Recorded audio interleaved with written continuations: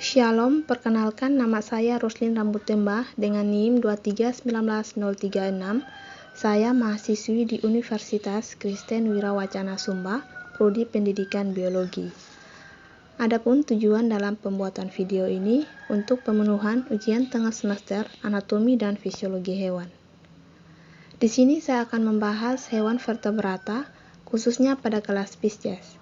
Yang akan dibahas pada kelas Pisces ini yaitu yang pertama, ada proses pencernaan, yang kedua, proses pernapasan, yang ketiga, proses pembentukan urin, dan yang keempat, ada proses peredaran darah pada Pisces. Pertama-tama kita ketahui dulu definisi dari Pisces. Superkelas Pisces ini merupakan seekor hewan yang hidup di dalam air. Mereka dapat bernafas di dalam air karena mempunyai insang.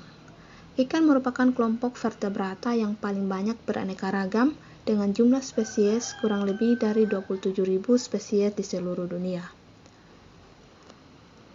Oke, kita masuk pada pembahasan yang pertama yaitu proses pencernaan pada Pisces. Secara umum, mekanisme pencernaan makanan pada ikan sebagai berikut. Makanan pertama kali masuk ke dalam rongga mulut. Gigi ikan dijumpai pada rahang atas sedangkan rahang bawah terdapat lidah. Ikan juga mempunyai kelenjar ludah. Setelah melewati mulut, makanan bergerak melewati pangkal tenggorokan dan kerongkongan menuju lambung. Lambung ikan berukuran agak besar untuk menampung makanan. Selanjutnya, makanan bergerak menuju usus dan terjadi proses penyerapan sari-sari makanan. Sari-sari makanan kemudian dikeluarkan melalui anus. Berikut ada gambar mekanisme proses pencernaan pada Pisces. Di sini terlihat jelas bahwa makanan pertama kali masuk melalui mulut, kemudian ke kerongkongan, kemudian ke lambung, lalu ke usus, dan di usus inilah terjadi proses penyerapan sari-sari makanan. Dan sisa sari-sari makanan ini dikeluarkan melalui anus. Berikut pembahasan yang kedua yaitu proses pernapasan Pisces. Sebagian besar ikan menggunakan alat pernapasan yang disebut insang. Pada ikan bertulang sejati seperti ikan mas, insangnya memiliki tutup pelindung insang yang disebut operculum. Namun, bagian ini tidak dimiliki ikan hiu. Insang berada pada sisi sebelah kanan dan sisi sebelah kiri kepala ikan. Tepatnya terletak di dalam rongga insang.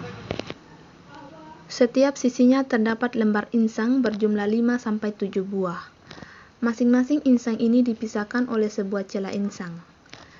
Insang ikan memiliki bagian-bagian penting seperti lengkung insang yang berasal dari tulang rawan, rigi-rigi insang yang berupa sebagai penyaring air saat bernafas, dan filamen atau lembaran insang yang berwarna merah muda dengan bentuk seperti sisir. Warna merah muda menunjukkan bahwa lembaran insang terdapat pembuluh kapiler darah. Sehingga sangat wajar bila pertukaran oksigen dan karbon dioksidanya terjadi di daerah ini. Berikut ini ada gambar dari proses pernapasan Pisces. Aliran air yang masuk melalui mulut ini disebut dengan fase inspirasi. Sedangkan pada pernapasan melalui lengkung insang ini disebut dengan fase ekspirasi. Ketika bernafas, ikan menggunakan dua fase yang sudah saya sebutkan tadi, yakni fase inspirasi dan fase ekspirasi. Pada fase inspirasi ini terjadi jika air masuk ke dalam rongga mulut ikan. Masuknya air ini karena dipengaruhi oleh tekanan udara dalam rongga mulut yang lebih kecil daripada tekanan udara di air. Sementara itu, pada fase ekspirasi terjadi saat rongga mulut ikan tertutup. Akibatnya, udara masuk ke insang secara difusi. Secara bersamaan operculum terbuka, akibatnya air mengalir melalui celah insang dan menyentuh lembaran-lembaran insang. Secara otomatis, karbon dioksida ini dilepaskan oleh darah dan sebaliknya oksigen diikat. Kita masuk pada proses pembentukan urin. Sistem ekskresi ikan air laut dan tawar. Alat-alat pengeluaran ikan berupa sepasang ginjal Opisthonephrus yang merupakan tipe ginjal paling primitif. Pada ginjal Opisthonephrus tubulus bagian anterior telah lenyap, beberapa tubulus bagian tengah berhubungan dengan testis, serta terdapat konsentrasi dan pelipapta gandaan tubulus di bagian posterior. Mekanisme ekskresi ikan yang hidup di air tawar berbeda dengan ikan yang hidup di air laut. Ikan yang hidup di air tawar mengekskresi amonia dan aktif menyerap ion anorganik melalui insang serta mengeluarkan urin dalam jumlah besar. Sebaliknya, pada ikan yang hidup di air laut, mengekskresikan sampah nitrogen berupa trimetilamin oksida atau TMO yang memberikan bau khas ikan laut.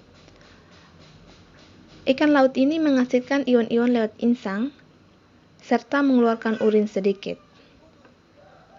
Ginjal ikan air laut tidak memiliki glomerulus. Akibatnya tidak terjadi ultrafiltrasi di ginjal dan pembentukan urin sepenuhnya oleh sekresi, garam-garam, dan TMO yang berkaitan dengan osmosis air. Berikut perhatikan gambar 1 dan 2 ini untuk mengetahui perbedaan mekanisme ekskresi ikan air tawar dan ikan air laut. Pada mekanisme ekskresi ikan air tawar ini, airnya itu keluar secara osmosis, garam masuk secara difusi, ekskresi garam melalui insang, ginjalnya ini tanpa glomerulus, dan pengeluaran urinnya sedikit.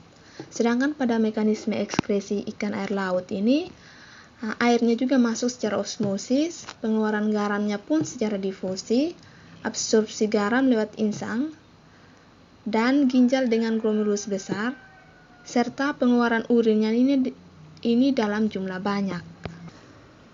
Kemudian kita masuk pada pembahasan yang terakhir, yaitu proses peredaran darah.